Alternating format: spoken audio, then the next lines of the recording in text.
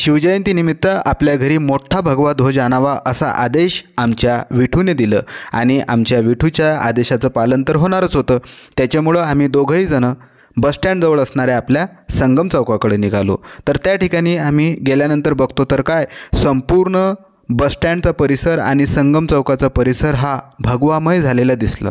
आणि कारणही तसंच होतं, आज छत्रपती शिवाजी महाराजांची जयंती असल्यामुळं संपूर्ण परिसरामध्ये लोकांनी गर्दी केलेली होती। शिवभक्त आपल्या महाराजांची जयंती साजरी करण्यासाठी त्या ठिकाणी जमा झालेले आम्हाला दिसले।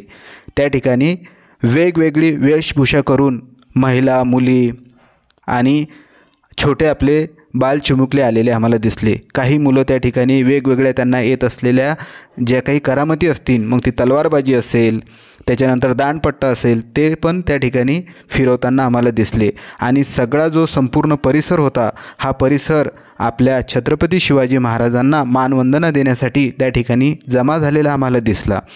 वेगवेगळ्या वेशभूषा केलेल्या महिला आम्हाला त्या ठिकाणी दिसल्या। आणि तिथून मग पुढं आम्ही जयस्तंभ चौकाकडे गेलो आणि तिथेही जाऊन बघतो तर काय तिकडे पण एक मोठी लाईटांची रोषणाई केलेली आम्हाला दिसली आणि महाराजांची प्रतिमा आणि त्या ठिकाणी सुद्धा कार्यक्रम होत असताना आम्हाला दिसलं।